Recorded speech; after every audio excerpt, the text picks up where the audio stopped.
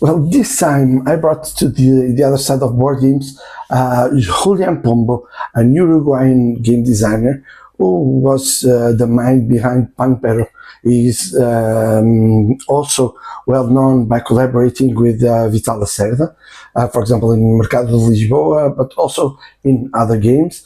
And Pampero was his first big game alone. And it was very interesting to get to know him well or better. I knew him already, but to reflect a little bit about the board game world in Uruguay and the difficulties and how it works, the similarities, and for sure the similarities with the rest of the world, of course, and for sure you will find some interesting topics if you are a game designer, if you are just interested in board games.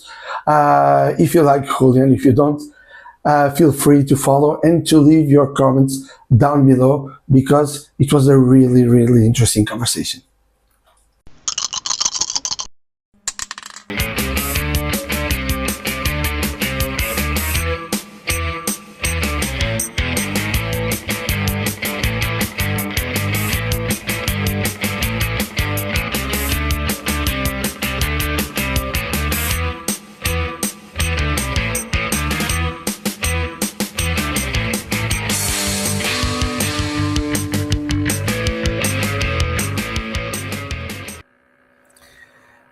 Hello, welcome to the Curious Box. I am Pedro Carac and I'm here today, again, on the other side of board games with a very, very special guest.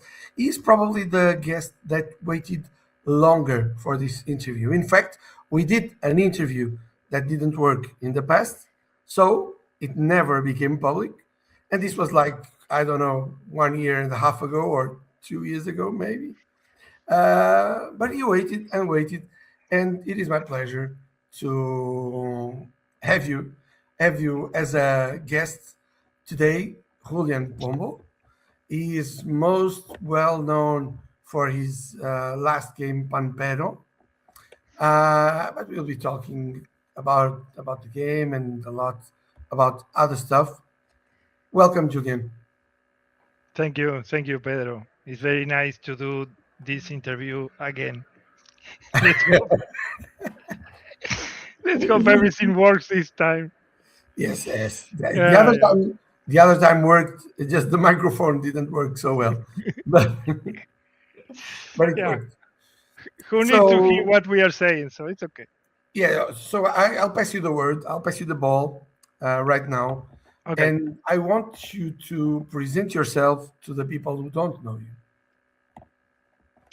For the people that don't know me, well, Yes. you are fine For this way. your potential fans. You can leave the interview now. You are okay. Okay, But wait. if you are interested in knowing, well, I live in Uruguay. I am Uruguayan.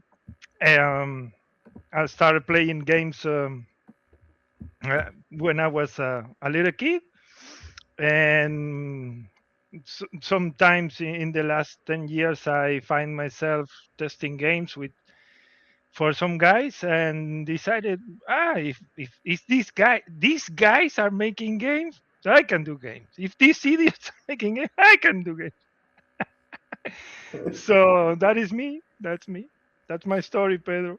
So what I mean, when did you start doing games, making games? Well, I started. Actually, this was the scene. I started playtesting with Vital in 2015, and a few months into playtesting, I had ideas for one of for my own game, and I started working on that ideas. Of course, I didn't know anything about design. I was just enthusiastic about it, and I wanted to put everything I knew into games, and I started doing my game about artificial intelligence and such, which Hmm. took me 10 years to finalize. So that was that was What were you my What were first you doing attempt to design before? a game. Sorry, what? What were you doing before you were making games? I mean, professionally. I was doing the, here in the third world. I don't know if you know how that works. I hope it's not the same in Portugal. Here, when you enter a shop, when you get a shop, you start doing a simple task, and if you are good, then you are managing the whole company. You are opening the door, answering the phone, attending customers, doing the accountant, and going to the banks, everything. Well, that's my story. I was working on a metal company, and I started as doing administrative work, accountant, and then I was doing sales, and I was doing the collecting the debts of the clients, and then I was managing a cutting machine, one that you do the drawings and you put the sheet of metal in the machine, and the machine do the all the drawings that you made.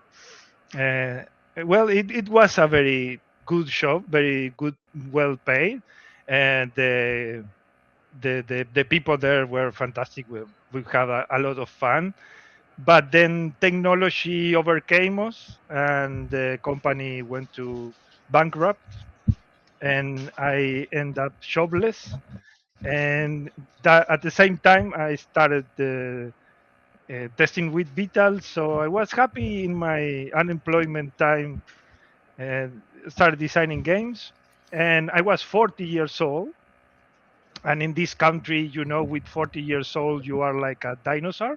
You cannot work in anything, in anything that pays money. If you want to get paid in peanuts, well, you can get a job, but not in money.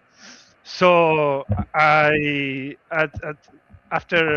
a few months of looking for a job and not finding anything, or I was very disappointed, and then I decided, okay, if they don't want me to work, then I will impose my work on others. So I will design games. How is that working for you? Yeah, I start working for myself. I start doing this. That is not a job. You get paid for for for doing this scribbles on paper. So yeah, it's okay. It's fun. But you haven't designed so many games. I mean, at least you don't have those many entries on BGG, right? You have like 8 entries, and half of them are Pampero, more than half are Yeah, Pampero related. Okay, yeah. Well, so the thing is, besides the the the the, the Mercado Lisboa was your first one. Mer- well, Mercado is my first game in which I have my name as a designer. I started working with Vital in Lisboa. I was part of the development, part of the solo designing.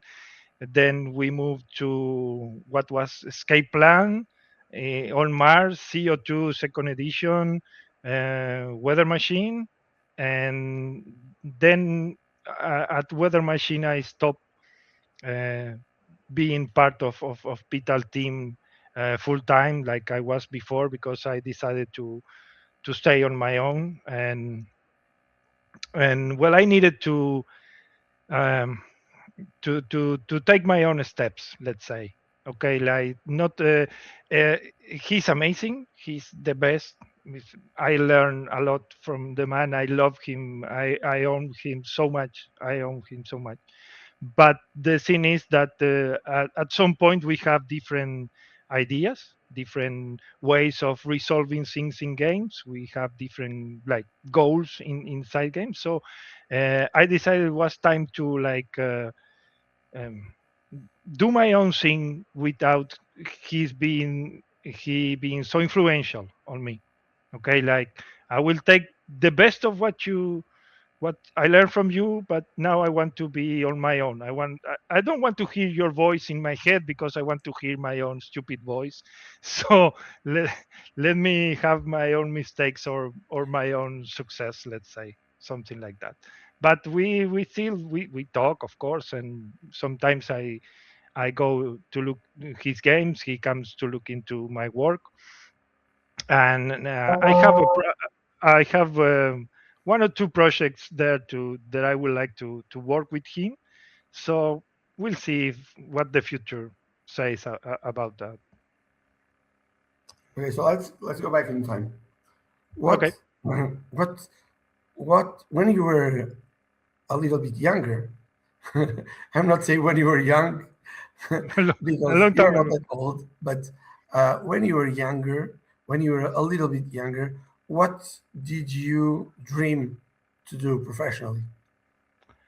Well, when I was a boy, my dream was to work at NASA because I was, well, I still am. I'm very good with maths. So I had like my whole life plan. Okay. I was going to be an engineer. Well, I am an IT analyst. I start doing studying programs and since I was 41 years ago.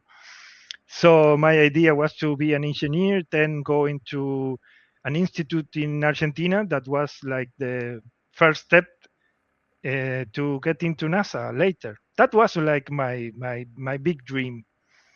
Then my second dream was to be a basketball player. I played basketball for a long time, but at some point in my life, I discovered women, and that was the end of everything. Yeah, yeah. Maths? No, no, no, no maths. Basketball? No, no, no, no, no basketball. Yeah, forget about Okay, it.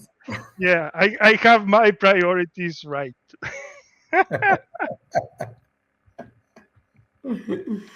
so then professionally things just happened occasionally to you, or did you look for something in particular that, I mean, any of your jobs that you got before being a game designer Well, were something that you I, were particularly interested on? I always tell my mother that I ended up working with my hobbies instead of with the things that I study for, because I worked for some years in a CD store and in a music store. They sold instruments and CD and such, and that was because I was a very big fan of music, and I read a lot of magazines and watch a lot of videos and read books about all those things.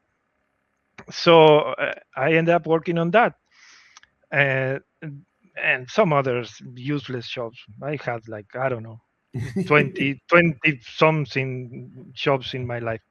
And then my final job was that one in the metal company, in which I was, of course, applying my studies and the accountant and the technical drawings, and you need a lot of maths to do some of those things.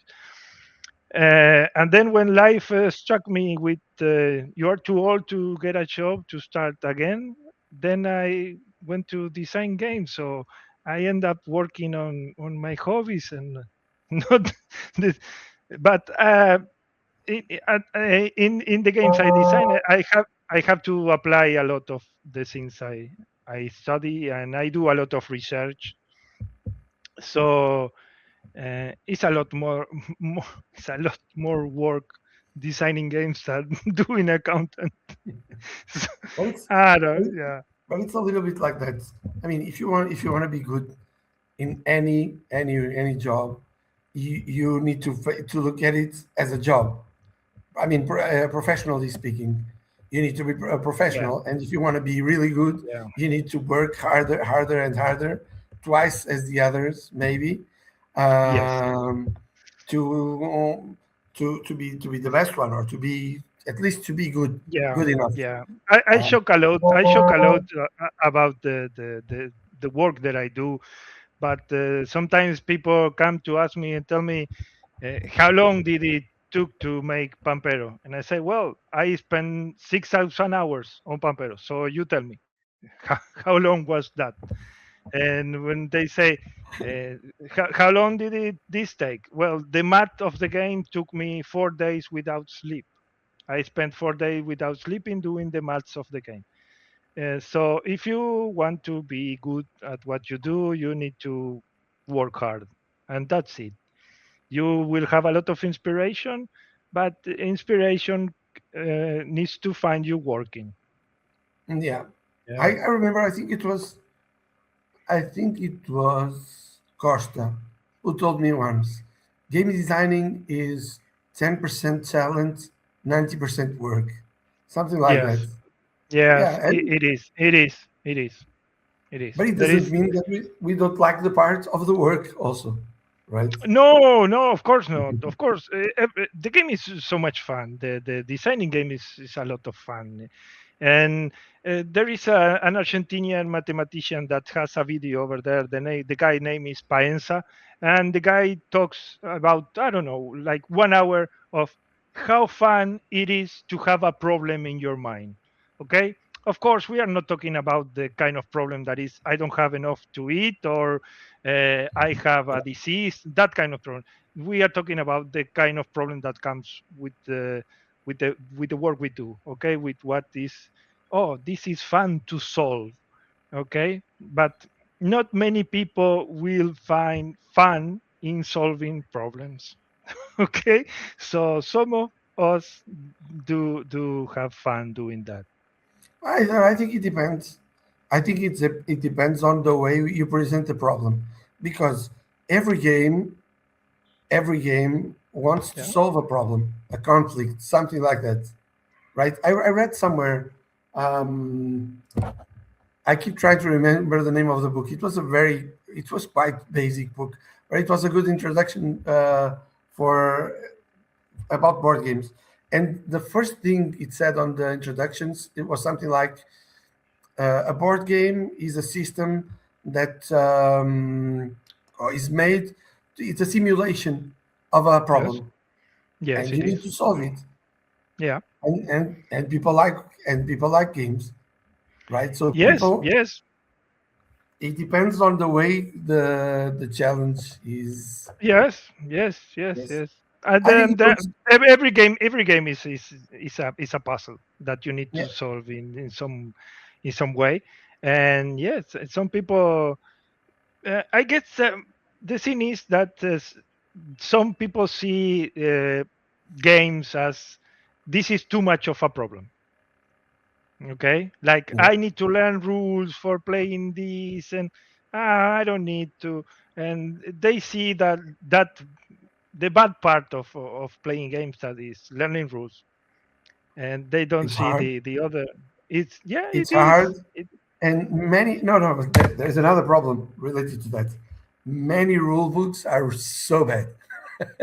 well, yeah, it I have my own I had my own experience with the Pampero rulebook. It was very hard to make. It was very, very hard to make. I think the final result, I find it very good. I find it very good. Some people complain about some things in the rule, because I also learned from that I cannot be the person that corrects many things, because some a lot of things are obvious to me because I am the designer of the game, because I know how to play the game. So something the rule books leave it for granted. Okay, like you have your building machine, and when you build something, well, you build it next to your building machine. Where else are you going to build it? But if you don't put those things that for me are very, um, like I said, obvious, but some people don't take it obviously. So I have learned from that. You learn from your mistakes Yeah, that's more true. than from your success, as usual. I remember you made me think about a situation. During COVID, I designed a part. It was supposed to be more like a kids game, but it became a party game. All right. And I asked some friends, to gather some groups to play the game, to read the rules. I was sending them the rule book. It wasn't a finished rule book, but it was Okay. enough for that moment. And so they could prepare to play the game. And three groups tested the game in the space of 2 or 3 days, I don't remember. And they all told me the same. I would never ever imagine the game would be so good with such a bad rule book. Yeah, yeah, yeah. Yeah, Ah, yeah. yeah. Well, There are bad rules. There are bad rules. yeah. Yeah, I, I have one game that I bought. I bought to Vital for €5 and an ice cream. I bought Vital a game that is called um, Fierce Martian: Story of a Civilization. yeah, I know it. I know it. It's from The game Portal has Games. yeah. The game has a very nice mechanic in which you have a lot of tiles placed face down, and you are like mining the Mars, and you are flipping the tile. The things you flip is the things you gain. Uh, the game is a worker placement game, but you don't find that until you reach page 15 of the rulebook. In page 15 of the rulebook, you find that is a worker placement game. It's like, how do you play this scene? Come on, explain me where, and you have to go to half the rulebook to find out that you have workers that you need to play some places. It's unbelievable. I don't know who wrote that. How I don't know. It's amazing. I like the game. The game is fun, but the Yeah, I rulebook know. is like I heard. Well, people like to beat on, like, when there's something. Sometimes it's not only with games. I mean, it's with football players, with movie directors. They like to find a target sometimes and hit it yes, hard yeah, again and again yeah, and again. And actually, I heard some people saying good things about the game after yeah, you pass the barrier yeah. of the rule book. Maybe you'll find a good game there. And sometimes it doesn't need to be a perfect game. Sometimes it just needs to be fun, Yeah, and yeah, yeah. It's very not hard all to games find. need to be perfect. I don't know. I don't think that the perfect game exists. Yeah, I don't think there is a game that you could say, "Oh, this is," because all games offer different situations and will have their flaws, let's say, or something that you don't like. But if you are having fun, that is the purpose of playing a Yeah, game. Having fun in whatever way you like to have fun, either killing each other in a war game or spending a lot of time doing numbers in a euro game or just tossing cards at a table, and that's it. If you're having fun, that is the goal of yeah. playing. I And was going there. I was going there. A lot of people, when you put out a game or a book or whatever, people, there are good reactions and bad reactions, of course, yeah, yeah, and of course. many of them. I'm not saying most of them, sometimes most of them, but at least many of them, they don't depend exactly on the game or on the book or whatever. They depend on the expectations Yeah, from from the yeah, person from the person who plays it, and most of all from the experience this person has playing games. If they yeah, played maybe many, let's say, heavy games, maybe they will not like Pampero so much, or maybe they will like it more. They will appreciate it more. How do you deal with the negative reviews? well, at first it was hard. At first you have a lot of you have a lot of rage and willingness to answer the negativity, or you always have like this sentence, or go make your own game, go design your own game, and then we can have a conversation about it. But yes, you learn to deal that to deal with that in this. Not not everybody is gonna like your game. Some people is gonna hate what you do. Some people is gonna love what you do. You just need to be sure of what you are doing. You need to be, like I say, I design for myself because I know there are others like me in the world that likes the same things that I like, because I'm not an alien. I'm just a certain type of person that enjoys, I don't know, sci-fi and I don't know, Euro games. So I know there are other people like me in the world that will like what I do. there are other people there that will not, and is you just have to make a like a shell around yourself around that negativity, because the love, whenever I go to any conventions or where people write me, contact me, reach me everywhere, and they tell me about, oh, how amazing this is, and I love your game, and blah blah blah blah. That is very nice, and you feel very comforted, and it's a very very nice for your heart and your soul. And but when some people say some shit about your game, that thing stings in your mind.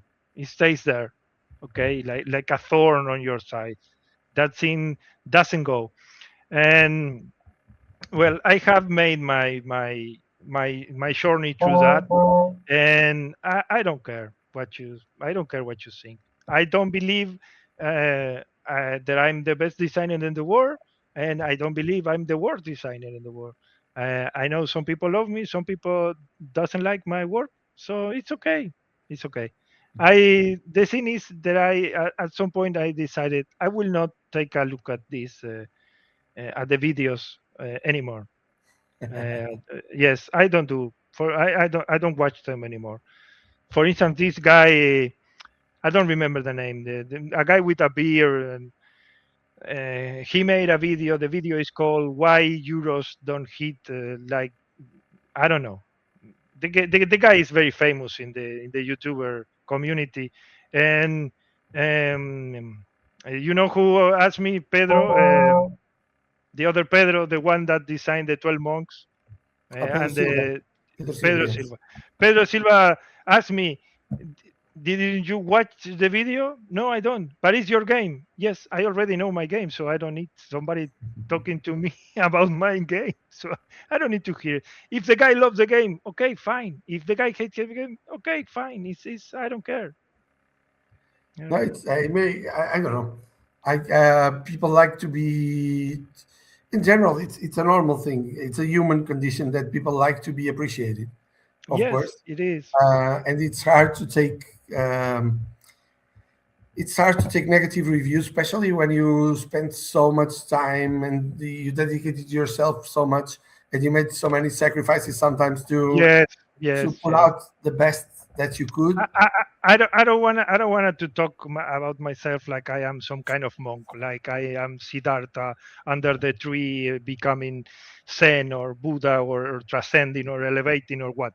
It's just that I get, for instance, with Mercado, this is how it works with Mercado. Okay, if the game is good, it's a Lacerda game. If the game is bad, it's the other guy's fault. The other guy, So the classic. yeah, yeah. It's the other guy's fault. The other guy doesn't even have a name. Okay, so I get used to that. Okay, it was hard, but it's okay. It's okay. I get it. I understand. I'm working with the number one designer in the world, so it's fine. Then when I came with my game, some people love the game, some people hate the game.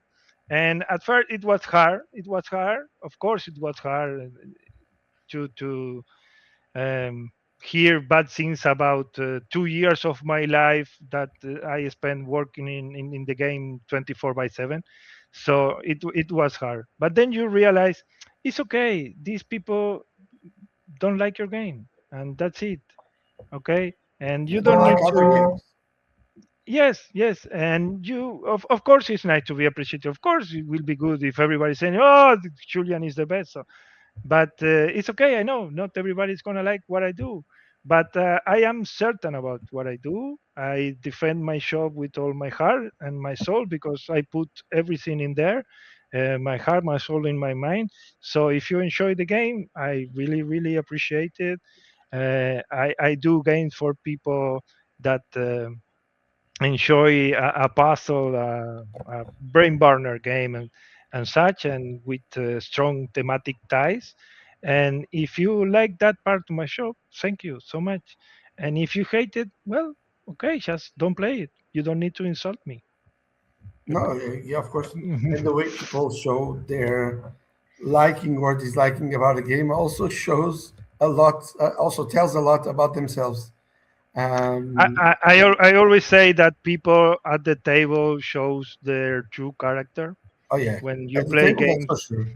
Yes. Well, I said that about games and sports. Somebody in the coach field or somebody at the table doesn't get to hide their character. Uh, they don't get to lie at the table.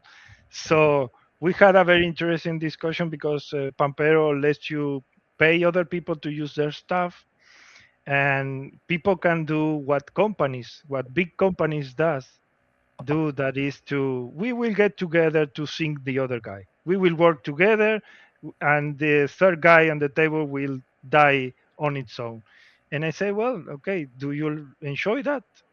So you are okay with that? You are okay if big companies do it? Yeah, you are okay doing that to your friend? You don't care if your friend is feeling bad because you are working with another to cheat on your friend? Oh, well, good for you. I hope you have fun. Don't blame it on the game. The game doesn't force you to do that. You are doing it on your own.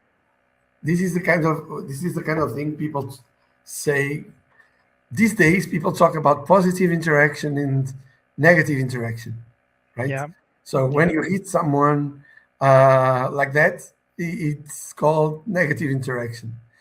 Do yeah. you think people are getting too soft these days? Yes, yes, absolutely. Yes, of course. Of course, yes.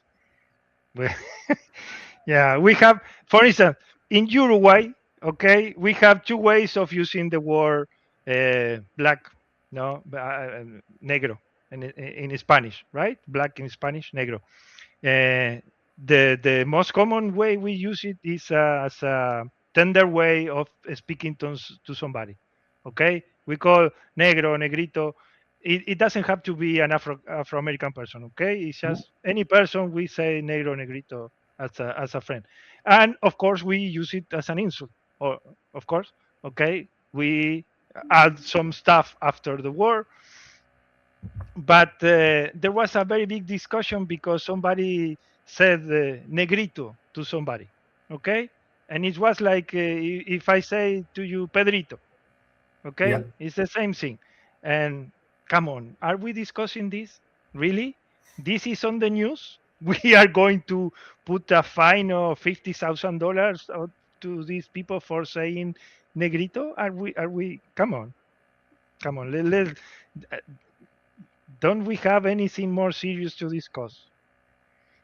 Okay. So yes, I think people got into that thing of, okay, you want to be transgender, you want to be gay, you want to be whatever. Okay, go do it. Okay, just do it. Okay, but then you can not be running around the world asking for the world to understand you, because the world doesn't work that way. Some people are going to get it, some people don't. You just live your life and forget about the people that doesn't respect you. Well, but But sometimes, well, yeah, it's a good point. yeah, But sometimes I it's hard because people get discriminated all the time. yes, everybody gets discriminated. You get discriminated because you're fat, you're ugly, whatever. I'm Also, South American. I'm a Sudaka. Okay? Whenever I go to Europe, I'm a Sudaka. I am there because I am trafficking drugs or something like that. Okay?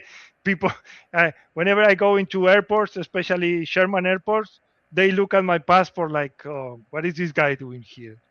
Let's catch him. Let's do a full scan, a full body search on this guy to see what he's bringing. Yeah. are there many conventions in Uruguay? Game Uh, conventions.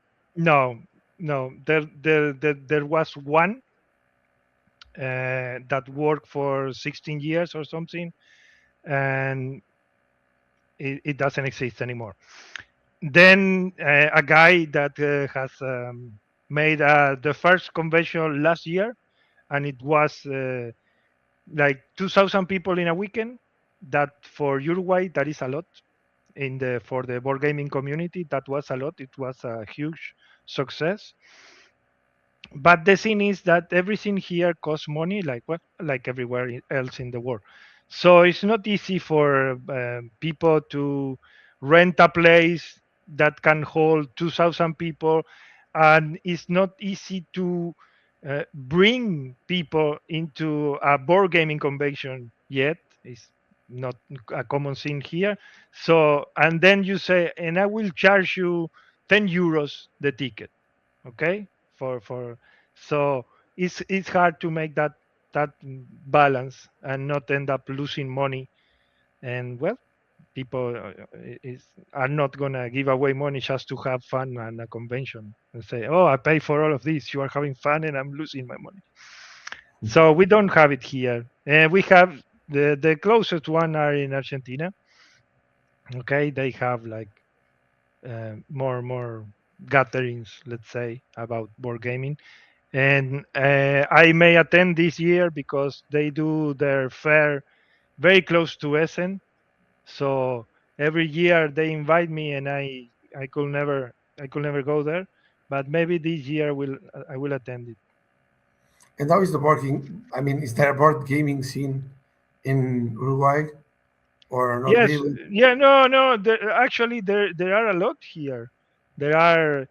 We have a Discord channel, and at some point it was like 2,000 people in the Discord channel, and there is every 15 days they get together here in Montevideo, and well, not the 2,000 of course, but 70 people every 15 days get together to play games, and there's always new people coming and such. The board gaming community is really moving because a few years ago some people started to promoting games into the in beer bars, like the big garden, something like that, in Mhm. pubs and such. They started to put games to try to keep the people there and drinking the beer, of course. And board gaming become start to become popular. Okay, I remember when I was a kid and we were geeks and nerds and weird people, right? And now being geek, nerd, and weird is the standard. So they don't make fun of people that like to play games because It's, I always also have to mention the, do you play games in your mobile? Do you have a cell phone and do you play games there? Yes. Well, this is the same, but with more people. This is yeah. more fun. So you don't get to make fun of me if you play games in your mobile. Well, there's the thing. There is an interesting thing because you're not that older than me, so we are more or less from the same generation. And when we were kids and we were geeks, Yeah. yeah, it's just like you said, we were the other side. But now, 20, 30 years later, geeks became the mainstream, Yeah. right? It's not only in board games. I mean, in movies. Imagine when we were kids, it was impossible to have a superhero movie, at least Yeah. a good Yeah. one. And then after Yeah. the first Spider-Man, mostly after there were, of course, there were the Batmans before and so on. But I think when it changed, when it really changed, was when the first Spider-Man came out with Tobey Yeah. Maguire, and it became a mass phenomenon, Yeah. and suddenly everybody was watching superhero movies, and now there are lots of people reading. I mean, there were before, but more people reading anime and Yeah. mangas and watching anime and reading all the kinds of subcultures came up, I guess. And Yeah. board games are part of this thing. I think they blossomed later than the rest, Yeah. Yeah. Yeah. because they are probably because they are more expensive. I don't know, but maybe that counted. Also because they need more work from you because of the rules that you told Yeah. before. Yeah. But they are hitting hard now. So Yeah.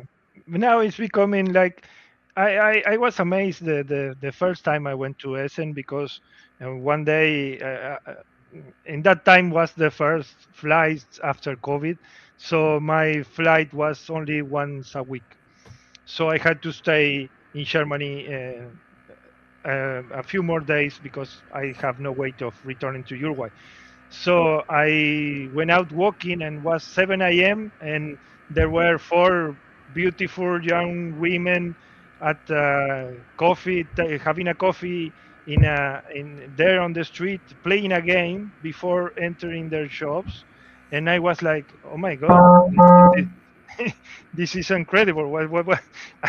And well, the same thing is not the same thing, but now you go to a pub at night and you see people at a table having a beer and playing a game, and that was unthinkable before. Okay, it was like you do that in the privacy of your home. Okay, because people make fun of you because what Yeah. are you doing? You are too big to be playing games, too And old. now, I mean, it's easy, at least here, it's easy to find, it's quite easy to find board games in stores. At least the Yeah. biggest stores, they have board games. And in Portugal, there are more and more board game You have shops. it. You have it in the supermarket. We have some in the supermarket, but mostly the mass market games. Yeah, You yeah, yeah, can, I mean, when you approach Christmas, there are more. There are more hobby games, but yeah, during the year they are mostly, except for two or three, they are mostly mass market games. yeah, But if you go to a mega store, like in Portugal is Fnac, for example, and before there was Virgin and so on and so forth, you yeah. find Joao took me to all the stores in Lisboa and Carcavelos and all to see to show me and their games were nowhere.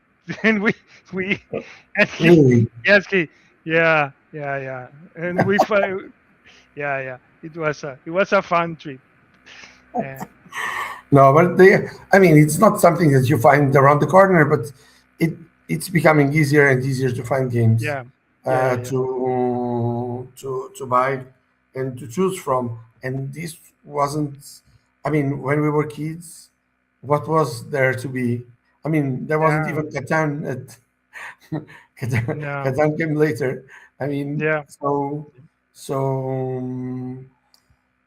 we played what we had, and there were not many. I remember once. Every year we do a chat here with Paulo Soledad oh, before Lady Yukon, and once he was telling me about the origins of Lady Yukon 20 something years ago, and how they got the games. They were getting the games when they were students, him and Costa and the other guys. And it was a colleague they had in Lisbon. I think his dad was traveling a lot. And so he was bringing one game every once in a while to them so they could yeah. play a new game. And this is, All right. Yeah. I remember I think the first modern board game I played,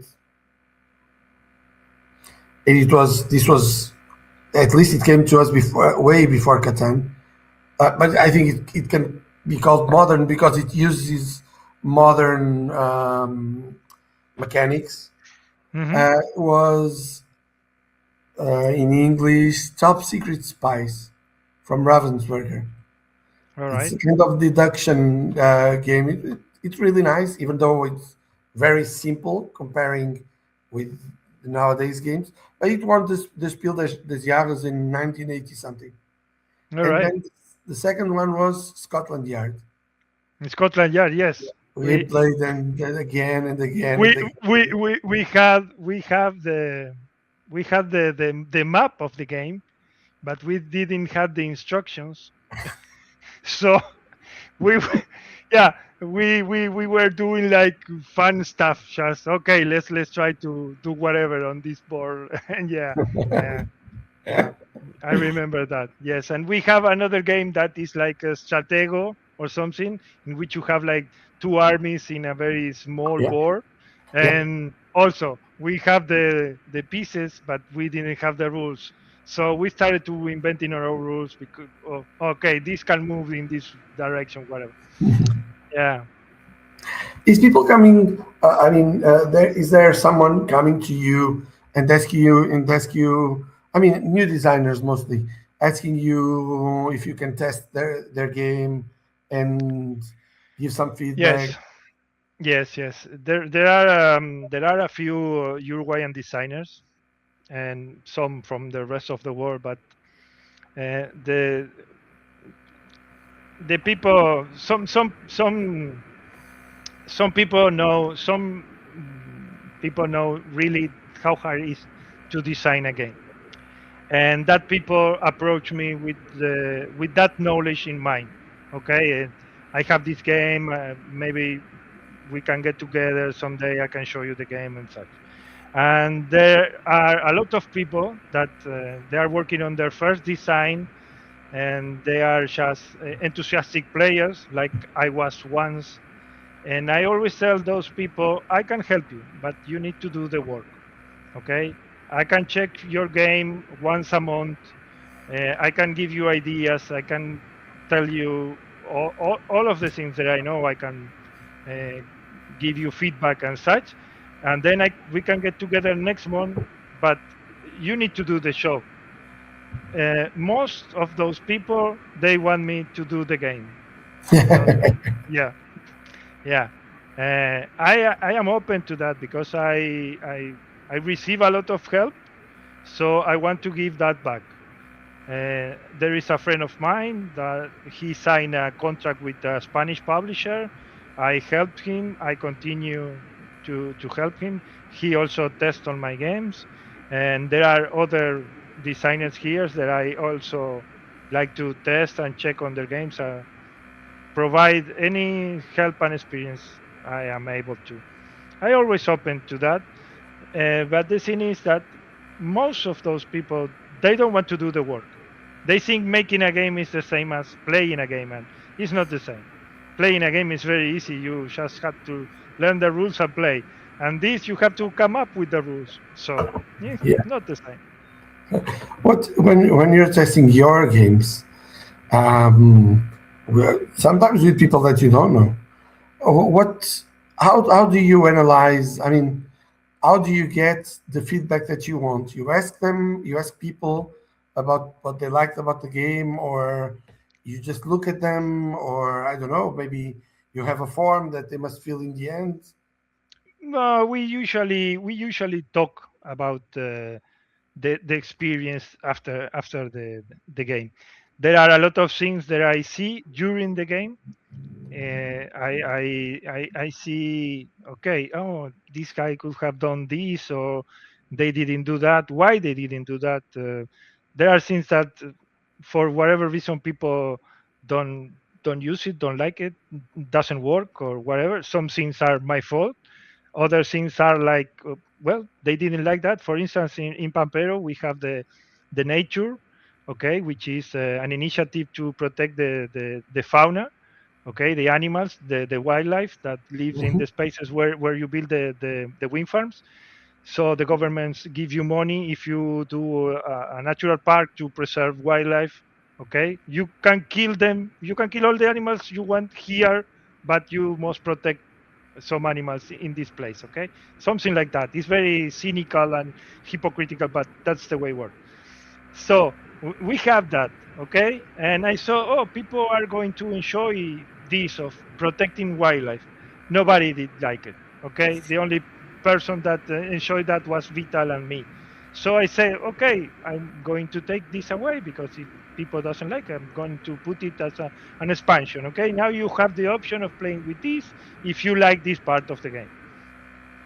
And then after some of the things I see I watch in the moment, and other things we discuss at the end of the table, and then are the things that I see in the game that I say, oh, this happened, I don't like this happening, or oh, this could have happened, and something that I see the opportunity, oh, this must have happened here and it didn't, so I'm going to put this into the game and I'm going to take that. That also was hard learning, the thing of taking something out of the game, because everything that you put into the game is an effort that you did, is a research, it took your time, it was a lot of work, and then something don't work and you wanted to make it work. But I learned that, okay, if something don't work, take it away, just take it. Okay, the game is gonna be better because people are going to enjoy the game more. It's not you forcing people to like what you like. In that case, you are doing the game people like and not the game that you like, right? Uh, well, the thing is, I always do the same thing. Okay, I always do the same thing. When I start working in a game, I put everything in the game, everything that is there. I'm working now in a game about the Guarani aquifer. The Guarani aquifer is the second largest water system in the world. Okay, is here beneath Argentina, Brazil, Paraguay, and Uruguay. Okay, is a big source of natural water, and we think that USA will bring us freedom very soon because we have all that freedom beneath us. So there is a lot of information about that thing. Okay, a lot of information. And when I design the game, I tend to put everything there, all the system, all everything that is happening. So then people start playing the game and they start to see where the line goes, and some lines just go out of the game. So I learned to that also, that understanding that not everything that works in the real world will be fun in the table. Okay, some things are going to be fun, are going to uh, be nice to do, or people will get enthusiastic about it, and some other things won't work. So you put everything there. Well, start cutting away the things that don't work, because yeah, that is how games are made. It's no No, no, other yeah, way. I know. This was a tricky question actually, because of course we always, every time you make a game, you need to see how people react to different things, and we Yeah, can't always keep things that we want in the game just because we like yeah. them, even though they work for us sometimes. And it's funny because we were playing the other day, Dead by Daylight, Dead by and Daylight. at some point my character became stranded, and for 3 rounds I couldn't do anything, All right. for 3 rounds Not until not someone fun. else came and saved me. All I right. couldn't do a shit, zero. Okay, we actually didn't play exactly by the rules. We noticed in the end it was the first time, but still it could have happened, All uh, right. and I didn't think it was funny at all No. because the game, everyone played and again, Yeah. and I was just there doing nothing. And Yes. I expressed my disagreement with that, my not. Yes. I don't like player elimination. No, Okay. of course, You can. I also, you try not to have something like, oh, I know halfway into the game that I am dead last, so mm, yeah, of I course, am it's here yeah, just why. Okay, but if you play with people your same level, okay, you are going to be competitive. If you play with people that knows the game better, they are going to beat you. Well, that is the yeah, idea. But I don't like that when you half the game, you don't get to play anymore. yeah, Okay, because yeah. it's not Nobody fun. likes it, And but also it's not fun for me knowing that, okay, I won, so let, we can play a new game. We can start yeah, over, or we can choose a different game, because this is not going to be fun for me watching you there doing nothing. And I know it's not going, it's not being fun for you. yeah. And the point I was trying to make was I expressed my I Yeah, wouldn't say disliking. sadness, but yeah. And the guy who won the game, he was a huge fan of the video game because it's based All on a right. video game. Yes, yes, yes. And he said, no, no, but the game is just like that. You need to respect the game and stuff and so on. And I told him, man, you cannot have a player who is totally unhappy because Yeah. he couldn't play half of the game. I Yeah, remember yeah. when I played Narcos. Narcos had that problem. It's just that Pablo Escobar was doing most of the things, and the police guys were after him. They were not doing much, actually, at least not much interesting. They could cooperate and Okay. help the others cooperate, but it didn't feel like they were playing. I think it was a little bit unbalanced on that, not as much as this one on that part, but maybe yeah. But now I was getting to another point when you talked about player elimination and playing with. Now I forgot. I forgot the point. Um, but yeah. Anyway, you gotta know when, even if the theme leads you this way or your preferences lead that way, maybe to make the game better, Yeah. you need to let go of some things, and Yes. Yes. Yes. because You the have to game becomes respect. better. You have to respect the theme of whatever the theme is. But and like I always said, in the end, this is not a simulation. Okay, this is a game. So there are a lot of things in the game that reflects, emulates a reality, but in the end, you need to do something that is playable, that is fun, that is competitive, the and you need to keep people interested in something. So yes, I don't know. I haven't. I don't play the train games, but you go bankrupt, and what do you do? Okay, yeah. So I don't enjoy that those bits in games. Okay, I want to play from the beginning to the very end of the game. If I did badly, I will lose badly. That's okay, but I don't want to be at half the game and just be gone. Okay. But then, okay, let's. Yeah, now something came to my mind because of that. All right. I was playing St. Petersburg. I Same wanted picture. to play it because, well, it was a reference, and I try to play the games that people say are good, at least people that I respect, Okay. and there are which opinions I respect. I try to play the games that they recommend. So we played St. Petersburg. The three of us that were playing the game were new to the game. Okay. That is Okay. good. Yeah, it was good. Yeah, that part. After the first round, I knew that I had lost the game and I had no chance anymore. Okay. After the All right. second round, the other guy knew that he had lost the game, and we had no other chance. We had really, realistic, no other chance of winning All the right. game. Okay.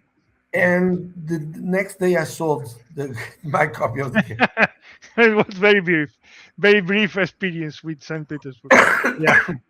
Well, I like to have some catch up mechanics in my game. These guys there into the design. Some things are more obvious than others, but yes, but I like to have that scene in which, okay, the guy that is winning at this moment must have some kind of setback.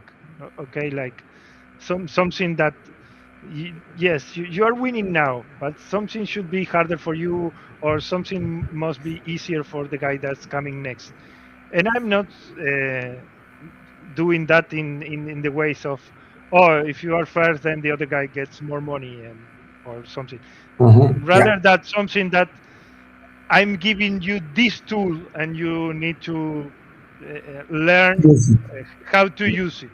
Okay, you have the tool, but it's not in the game's hands. It's in your hands to use it for your own benefit. I like to work on those kind of things. Yeah. Yeah, I think catch up mechanics are tricky because it's very easy to fall on that mistake, if we can call it like that, Yeah. of trying to help always the last guys. But I mean, if they play it badly, they should lose the Yeah. game. Well, Okay, yes, I agree with that. If you are bad, well, yeah, sorry. you lose the game. So Yeah. sometimes you see in many games that catch-up mechanics are there just to help Yeah. people to come back, and sometimes they even give them points. Yeah. And I don't think that's Yeah. great design. I don't think it's fun. I don't think it's It's fun. not fun. I mean, Because, if it's a game for kids, I can understand that. but, well, yeah. Yeah, if it's if it's like more something like a heavy game or a medium game, it's not fun. Yeah. It's not fun for everyone, for anyone. Yeah. Yeah, catch up is hard, but I think you described it the proper way. You give the tools, and the player decides what to do with them. Yeah. Yeah. Yeah, I think so. Yeah. So for people who don't know, who still haven't heard, for the few people in this world who Yeah. haven't heard about Pampero yet, Okay. what can you tell us about it? About Pampero, well, Pampero is mechanically is a hand management game in which you have all the actions in your hand and you just have to decide in which order to play them, because you are going to have three actions in a round, and then of those three cards you play, you are going to retrieve only one. So you are losing your actions, okay, but you want them to do it first because uh, the goals of the game and such. The game is about building wind farms in Uruguay. We went through a massive energy matrix change. Now 98% of Uruguay energy it comes from renewables, wind, solar, and biomass, and also hydro energy. So Pampero tells the story of those 20 years in our history about you need to build wind farms, improve the electrical grid, and deliver that energy to the different locations in the country to earn money. Okay, and that is the story Pampero tells. The last 20 years in Uruguay's life, and the last expansion, that is Project Vern, is about green hydrogen. They are starting to build the plants very soon in order to make green energy to propel the boats and trucks and that kind ships, that kind of thing. So basically, Pampero is a tale of my country. Wow, that's a nice description. A tale of your country. For and But this is a heavy game. Well, I always say that the game only has 15 actions. Actions will take you less than a minute to accomplish. But since every decision you take has a lot of consequences, because every card you play is a card that is gonna take some time to take back, to get it back in your hand, and also in which way you must navigate to accomplish your own goals and the goals of the game. That is, they say that the weight is 394. Yeah, I can see that Yeah, there. I don't know how they measure that. Maybe it's for the amount of components.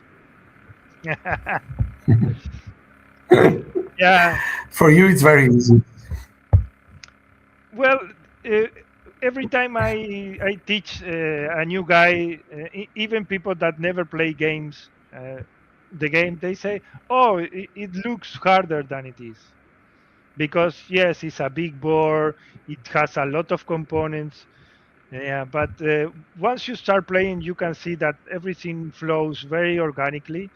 Okay, because you build a wind farm to get energy, then you build a tower because energy goes through towers to the towns, and then you deliver the energy to the town and you increase your income, and that is the basic flow of the game. Then you have, of course, you have a lot of goals, a lot of way of making money. You can also have excess energy that you don't use in the country, but you deliver to Brazil and Argentina, and you make money out of that. So the game has a lot of paths to go, and that is why the game is called heavy. But basically, you play a card and take an action, and that's it. I heard Vital saying that about Lisboa also. Yeah, I always say that my game is half the difficulty of Lisboa because in Vital games you play a card, take an action, and you take a card. Here you just play a card and take an action. How was it? How was it received there in CC? It's a game about Uruguay. So how was it received there? Well, here in Uruguay we have sold 29 copies of Pampero. Okay, Okay. so imagine that. My I always say if I sell 10 copies of Pampero in Uruguay, I will be happy. And we sold 29, so I'm very happy.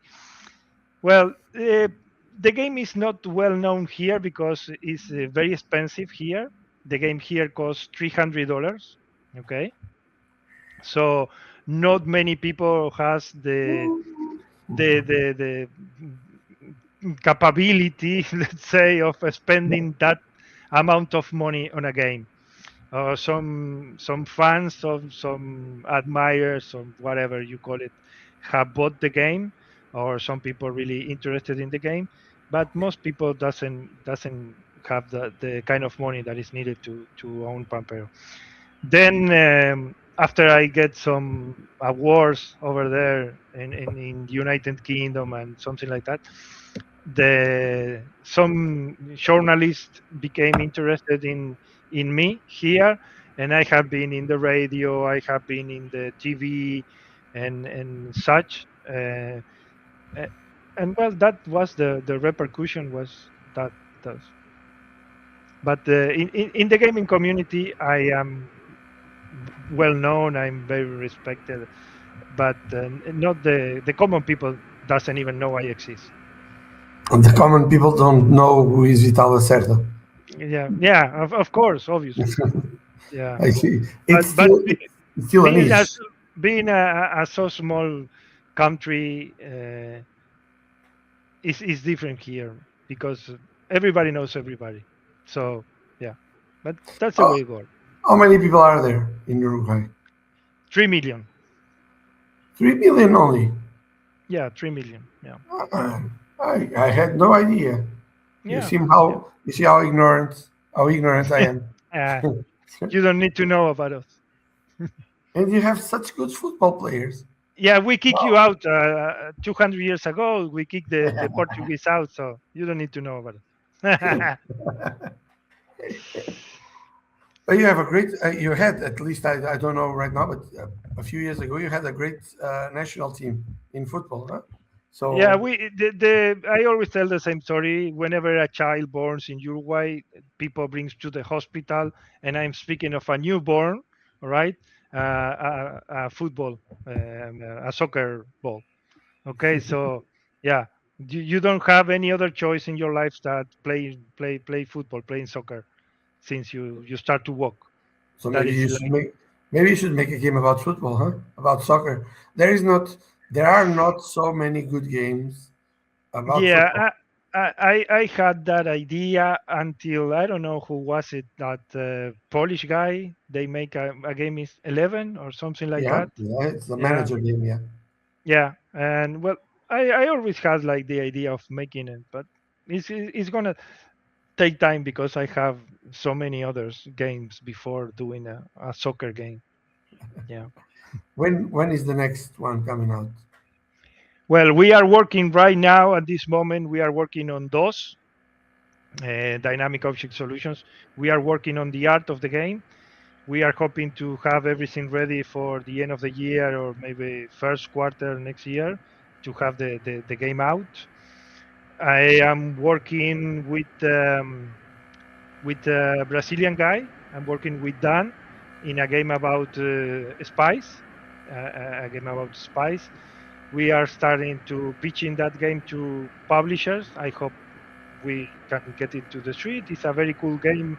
It's a medium weight game, and I am working right now in the Aquifer game, the game about the Aquifer.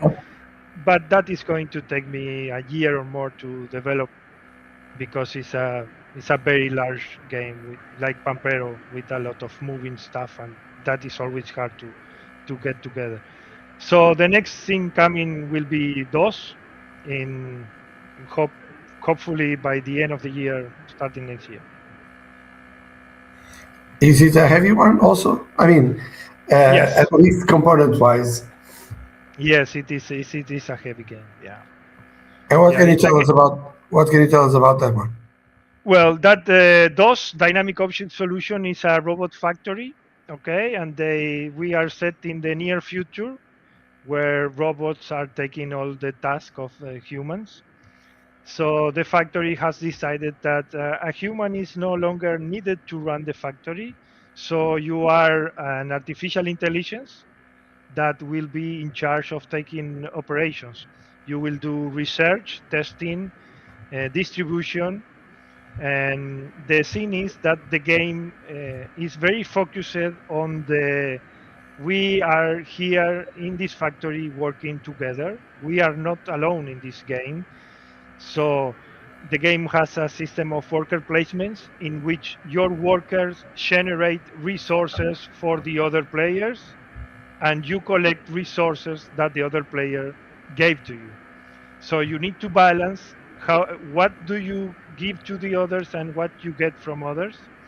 And you will be building robots. Okay, you are going to design a robot. You are going to improve the design of a robot with software, with tools, improving the hardware, the body, the processor, the battery, and such, in order to deliver robots to the market. And the you are going to score points for having knowledge in the different fields of applications, and also for have the best designs in the game, and also for doing machine learning. Okay, the robots that you deliver to the market is sending you information in which you will build an engine in your board. So everybody will have a different board with different actions depending on what you are giving to the market, the feedback you are getting. You are doing machine learning. That is those. It's a you start like in every one of my games. You start very small with very few things to do, and you are going to get bigger and bigger and bigger during the course of the game. Have you got any inspiration from a game by Vital and the other guy, João Quintela, called Bots Factory? Bots Factory. Yeah, yeah, yeah, yeah. Well, we had that conversation with the other guy. Yeah, It was yeah. it was really well received. No, yeah, it was really well Also, received actually. People yeah. like it a lot, and I was now thinking about two different games, and but I haven't played it yet. Sorry, guys, it happens. Uh, You I haven't have, played it? It's good. It's fun. It's very. It's good. It's a good game. Yeah. and it inspired you so. Uh, uh, Well, I'm going to tell you the story about DOS. Okay, because I started in 2015. wow. This was my first design. So one day I showed the game to Vital, and Vital told me two things. One, which has become a motto and a lesson. He told me, "Oh, this is complicated and frustrating." So now I have a T-shirt with his face, his stupid face, and says "complicated and frustrating." And the second thing he told me, because in that moment my game was about cell phones, it was about mobile phones. The game was called Mobile Co.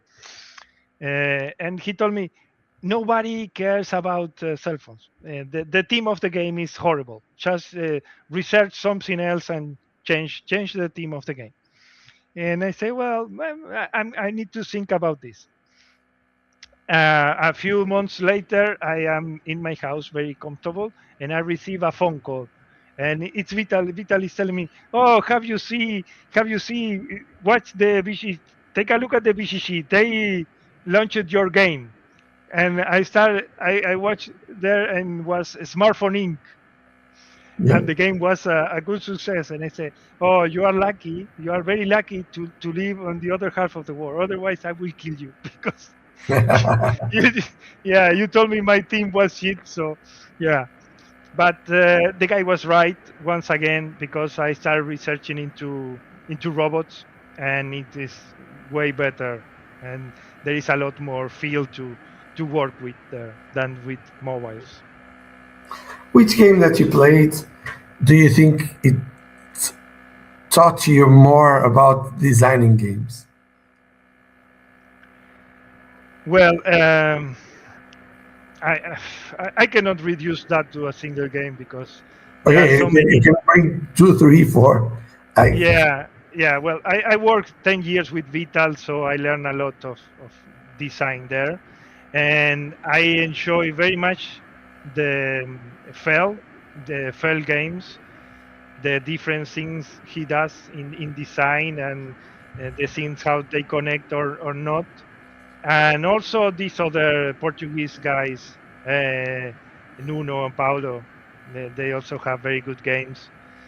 And we with a group of friends that I have, we play a lot of Grand Austria Hotel, and I enjoy very much those games in which you are going to do something and you miss one coin. Okay, oh, I'm always missing one coin, and I enjoy very much the design around that map in which, oh, I'm missing one coin. I'm always missing one coin, and the game is designed for that, and I love that. what's a game? Imagine that this will seem like a cliche, but it's not. Imagine that you got lost in a desert island. Okay, I don't want to know the game that you would take with you. All right. I want to know the second game. Okay. The second game will be Kanban. Kanban. Yeah. Why? It's a game I can play every day and have fun. But you would be alone. It's Yes, a I know. desert island. Oh, yes. No, sad for me. Yeah, well, I during a lot of time I was a solo designer, okay, because I live in a rural area of Uruguay, and the internet was very bad there, so I wasn't able to connect with other people, so I focused on designing solo for Lisboa, working on Skyplan solo, CO2 second chance, and on Mars and that kind of thing. And at some point, I got tired of solo. I got like uh, I enjoy this doing this. This was very fun, very challenging, and I learned a lot. It was a very enriching experience. But now, when it comes the time to design solo, even for my games, I hate it. I say like, I need to do solo for this. Nah, no. I don't want. I don't want. What game surprised you the most recently? In recent years, I mean, it doesn't have to be last Yeah, month. yes. Um, well, we play. I don't. Sometimes you hear about some games and you say, "Oh, how does these games get so much good ratings being so bad?" So, yeah. So, for instance, yes, I started playing Ark Nova, and the first place of the game were amazing to me was, oh my god, this is so much fun. And then when you start playing so much. At some point, I say, well, now just with my starting hand, I can tell who's going to win this game. So I don't want to play this. I don't want to play this crap anymore. Yeah. Um. Yes. Yes. Yes. Um, Not popular opinion, huh? no, I know, but for me, it's like, well, they took Ran Out Your Hotel and changed the guest for animals, and that's that and some other small changes, but basically it's the same game. So I prefer to play Grand Auto Hotel. Um, What game would you refuse to play? well, once a friend came to my house and brought a game that was like Talisman, Yeah, okay, but with the theme of Warhammer. I don't remember the name of the game, but we spent like 3 hours trying to go in a circle, and it was the most painful experience. So if I ever see that game again, I will kill myself. Yeah. Uh, yes, I don't remember the name of the game. it's better. Yeah, yeah, but it was terrible. Yeah, no, no, I won't play that. Which games would you recommend? I mean, which not recommend. Which games do you use with to bring people to hobby gaming? To bring people, I have one game that is Manhattan Project. Okay. Manhattan Project, in which the actions are very simple. Okay, you play a card, you put a guy there, and you can play a card, or you can take all your guys back, and you're trying to. What is the bomb you need for the bomb? You need 3 cubes and that thing. So people understand very easy. Okay, Yeah. what the actions and such. So I use that game for with new people. I also like to play Marco Polo, okay, in which you have your 5 dice. You are going to put it there also to collect the stuff to fulfill your orders, and you are traveling, and people understand those games quite easily, and those are the games that I used to bring people into the hobby. And the other game I like to show people is corridor, the one that you move your piece. It's a wooden game in which you want to move your piece from Ah, one end, corridor. from corridor, yeah. And to tell people there are a lot of different games, so there is probably some game that you will enjoy. Yeah, actually that when you mentioned these games, I was thinking such different games from between themselves, which Yeah, is which yeah, is nice. There are games for every kind of person. So yeah. sometimes That, it's just a question of finding the right yeah, one. finding the right one. Yes, I know, because there are so many games. There is a game that you will like either for the mechanics or for the theme or whatever. So I'm sure there is a game for you there. You just Yeah, don't know about it. aren't there too many games coming out right now? Yes, yes, I agree with that. I agree with that. How do we solve this? How do you think it's gonna be? Yeah, let's come into the final part of this Okay. conversation with this question. How do you see the board game the hobby by itself in 5 years, 5 to 10 years? Well, the last charts that I saw, it was that the industry was growing up for the next 2 years or something like that, into reaching a peak of $7 billion a year. Okay, in the next 1 or 2 years. All right. Then after that is like quite unknown. And uh, now that they have these the taxes, okay, that because USA is the 60% of the market of the world in board gaming, is 64% of the market of the world. So if you make your games in China and you get taxed by a lot, well, people won't be able to afford. People will be more selective. That is what I think. So people will stay with more the classic games, the games they own, and such. And I think people will be will get tired of the new. Okay, just because a game is new, it doesn't mean it's better. Okay, if the game is better, of course it's going to be. That is out of the question.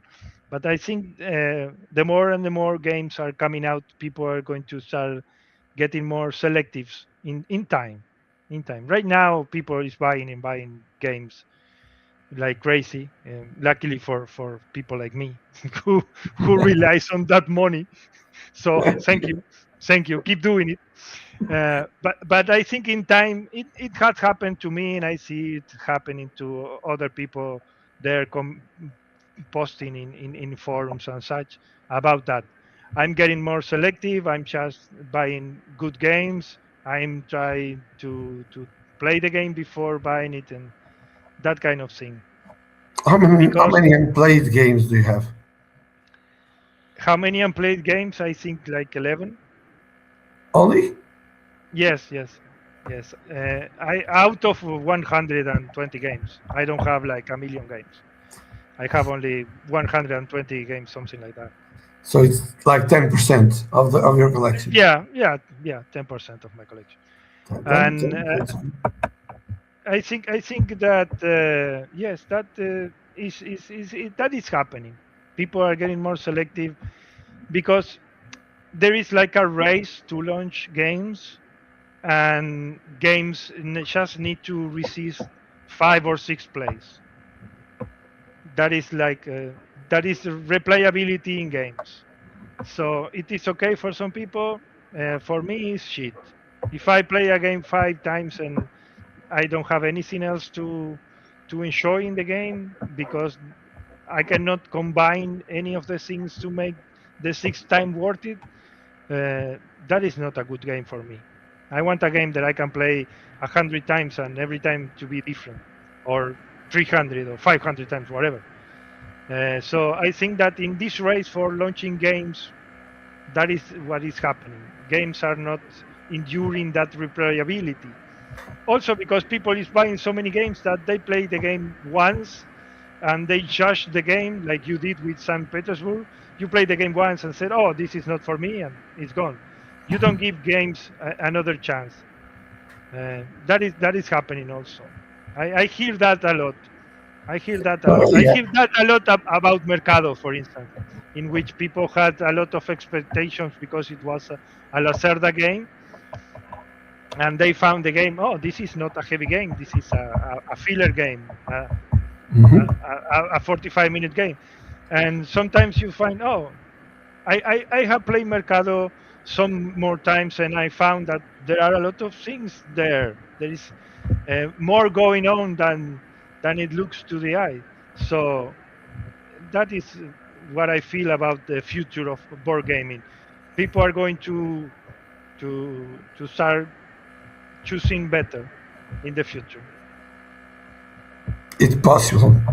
I'm not as optimist as you, but it's possible. I don't know. It's just that it's easy when there are so many games coming out and people keep buying games, as you said. It's easy to go to the next one and the next one and the next one and Yeah, not staying. I, f- fortunately for me, I think I, even though I sold, for example, St. Petersburg after one play, I would like to play it again. Not only St. Petersburg. yeah, There are some games there, some games that I really didn't like yes. because St. Petersburg. I'm not saying I didn't like. It's just I don't think it will be the game for me. It's different. Um, Okay. but but I would like to play it again, knowing better the cards of the game. Knowing But what you're doing. yeah, Yeah. for once, yeah. But sometimes I even win games now, so I think I'm getting better.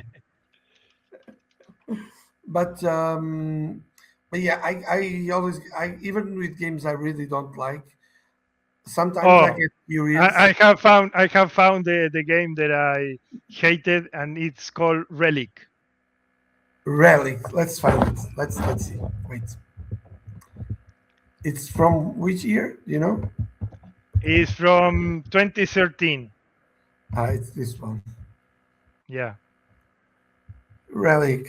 John yeah, Goodenough, Jason Walden, Fantasy yes, yes, Flight. Okay, okay. Let's yes, open it. yeah.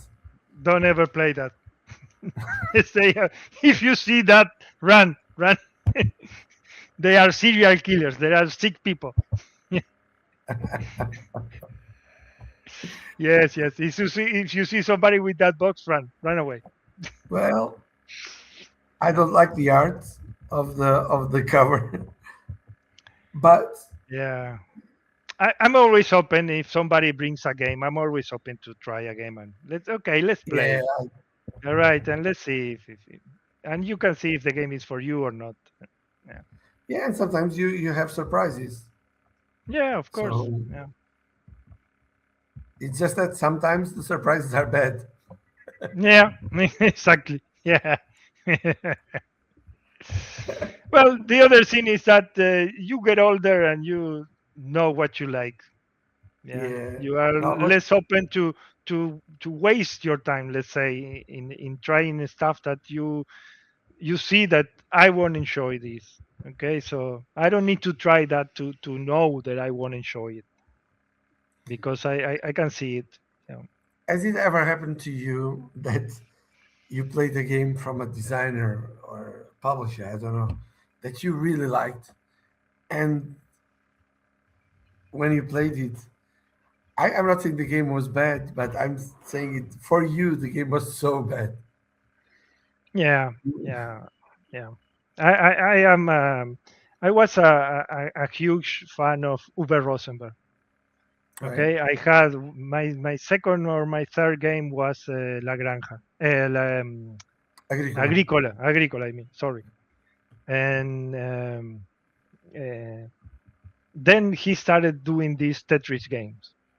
Okay, and people love A Feast for Odin. All right, they say, "Oh, A Mhm. Feast for Odin, Yeah. it's amazing, amazing." And I say, "My goodness, you have 64 worker placement spaces to flip Tetris tiles. This is fun for you.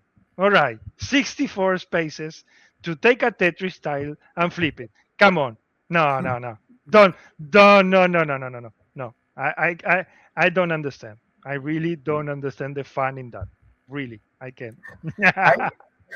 I I tend not to like Tetris games or games with Tetris pieces in Well, general. I in my in I will tell you this. In 2015, I designed a Tetris game. Okay, in which you make your own Tetris piece. Okay, and that is part of DOS. That is part of DOS. Okay, that Tetris building that you do that did 11 years ago, years before Uwe Rosenberg did the Tetris stuff. And I hate him so much because I was the first, but I couldn't be there on time. So, yes, yes, yes, yes. Yeah. It happens. You have a great idea and somebody else do it before So you. what do you do now when he launches a game? The first thing you check Uh, on the the Rosenberg first thing game is if it's a I Tetris think, game. yeah, I think it's bad. You, I hate it before even know the title of the game. It's Uwe Rosenberg launch a game. It's bad. It's a copy of a previous game and it's shit. Yeah, yeah, yeah, yeah. And I still have some. I have Hora Labor, I have Le Havre, and I have Agricola. I still have those games, and I love those designs. But yeah, of then course. when, yeah, the guy They is don't great. erase the good. The new ones Yes, of don't course. erase the good ones or the Yes, old yes, ones, yes, of course. yes. But maybe I, there is I, an audience for the new ones. and of course there is. Of course there is. I have a group of friends and they love Sagani. And it's a game in which you know what, the one you I play know. the tiles and they have the arrows pointing. And I'm so bad at the game. I cannot plan to. Oh, I will never connect this arrow with this. I'm so bad, and they enjoy it. They enjoy Sagani, and they score points. It's not like me that I go negative all the time. But yes, there are games for everybody. Um, we all have fun in different ways. Okay, so you have fun as you like, and I will have fun in my own way, and let's be happy with that. Yeah, of course, of course. There is a story. Now that you talked about Rosenberg, uh, once I was at Essen, and I had a meeting scheduled to show one of my games, All right. and it was with the German publisher. So Okay. I arrived there, and I was waiting and waiting and waiting, and at some point I was like, okay, I'm waiting. Let's just see what they have here to show. And one of the Okay. games was a Rosenberg game, a small box like this called Ammonia or something like that. Okay. Dice game. I like dice in general. Uh, and the guy showed me. The guy was very nice. I always remember this guy because he was a really good example how to show a game very quickly, very easily, and very enthusiastically. All right. Uh, so this guy showed me the game, how it played, and I was like, I didn't know it was a Rosenberg game, Okay. and I was like, this is so bad. Oh my god, this is just luck.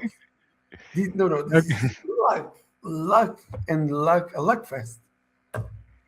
And I was like, okay, okay, it's all right. So I kept waiting and waiting and waiting, and finally, some people came out of the little cabin there, and they were still talking outside because it was from the previous meeting. And one of them was Uwe Rosenberg. All right. Yeah. So, and then I realized the game was from him, and then I never liked him anymore. No, I'm joking. I'm joking. But it was funny because at that time I was already a little bit pissed off for waiting such a long time. I mean, Yeah. Yeah. Yeah. you gotta respect when you have a meeting. You gotta respect the times, even Yeah. though I sometimes agree. sometimes you come late, but it was a lot late, and they didn't seem to care at all about me. So anyway, it was just a fun story, but yeah, it was what it is what it is. But yeah, and this goes to meet this thing that you were telling. This goes to meet something that we were telling before, or I was telling before. Even when I play a game and I don't like it, like, especially if it's like a praised game, Yeah. uh, and I don't like it, I calm down. I yell for half an hour or for the rest of the night, and then the next day or 2 days later, I calm down, and I sometimes it's too late because I sold the game already, but I feel curious about trying the game again.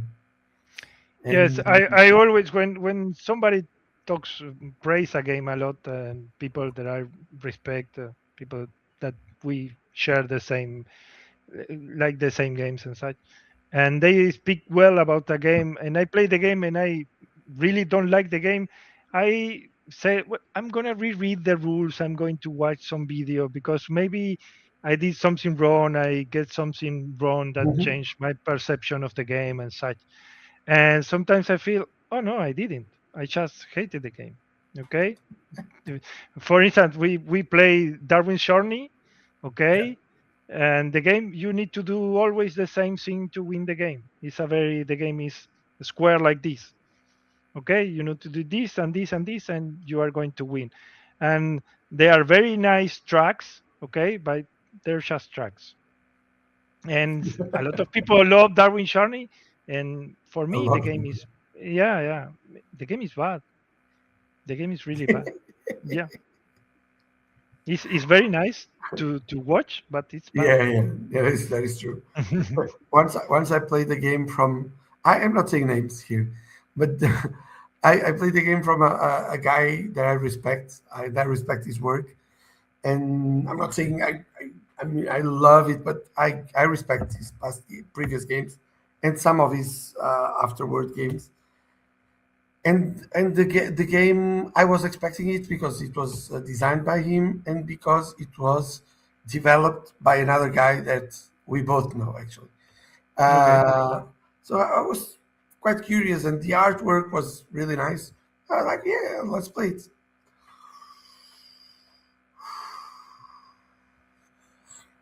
I was angry. I was angry. I didn't want to finish the game. I finished the Yeah. game out of respect for the other guys who were Yes. Of playing course. and Of course. also didn't like the game. And now I'm curious to play it again. But this game, I actually think, has some design problems. Okay. Yeah, and I wasn't expecting that. So, but I am curious to still play it again. I know Uh, where I can find the game, so maybe it oh. will Okay. Okay. happen. Yeah. Yeah. But Maybe, we have some people. It takes time to understand that there are things that don't work in games, and you cannot force them to work. Even if you think this is oh, this is great to make this twist of this mechanic like that, but for whatever reason that doesn't work, it hasn't worked in the last 10 or 20 years of board gaming, modern board gaming, 30 years, whatever, and it didn't work. So it's not going to work. It's not because you are way smarter than us that you are going to make this thing work. no, yeah, It just yeah, won't that work. is true. And that's also a lesson for game designers, especially for the new ones. Who I because on one of my first games, prototypes, it never became a real game. I had this really interesting mechanic, a dice mechanic, moving dice and on a matrix, and it was oh wait, it was an old prototype, but you were moving, and as you moved dice on the matrix, you could get some you could control more or less in which round you would get some die, and this was all to decorate a Christmas tree in the end. But the Okay. real game was on the matrix, not on the tree. And but in the end, everybody told me while testing, the real game is here. It's on the matrix. The interesting decisions are all here. But I tested the game and I changed it and I tried with several people. And in the end, of course, that was the interesting part of the game, but it never really worked well. Yeah. It was impossible. Probably mathematic wise, it was never Yeah. getting there. It was impossible to manage. I still have that somewhere. Um, and at some point, I just gave up. I just gave up on the game. I took it as a lesson. Yeah. Okay, doesn't I matter I how. I have there some stuff that didn't work in the past, and the thing is, I never completely delete those things. Yeah, It's like I need to see that again in a few years, because I have new eyes and I can find a new approach to make this thing work, or a new way to try this and not discard it completely. Yeah. and have you used it? Have you used any of them recently? Well, actually, yes. Actually, yes. Yes, I have. I'm working on the Aquifer game, like I said, Mhm. and the game is mostly a cooperative game, being a competitive one. Okay, but you need to work with the other people. Okay, because this is the way this thing works. That water down there is shared by 4 countries, So we are four players and we are sharing these resources, and we need to make it work. We need to clean the water, we need to avoid polluting it more, and we need to use the right amount of water for not to deplete the thing and such. So the game has a lot of cooperative mechanics, okay, but that it benefits you the most, but it benefits everybody else a little bit. So I have that since 2015. I have those things in my mind for a long time, and that was complicated and frustrating. And but now, 10 years have passed, and I have realized how can I make that work without being frustrating. They are still complicated, but they are not frustrating anymore. Yeah. So yes, I like to go back in on these things that I can make work, because there are other things in life that you cannot go back and you cannot make work once you broke those. But this you can make it work. So I enjoy that. That is fun. That is really nice. So, Julian, or Julian, Yeah. uh, my Spanish is getting Yeah. better and better. No, don't Uh, worry. this was really a nice time. That it was worth the waiting. Yeah. Yeah. It always was. It always was. Yeah. Yeah, yeah. And so that's it. That's it. That's we could be talking here for a long time. Yeah. For I know. because we know how it is to talk about board games. We keep Yeah. talking and talking and talking and there, but the beers are missing. I think the beers Yeah. are missing Yeah. here. Yeah. Yeah. Of course. Yeah.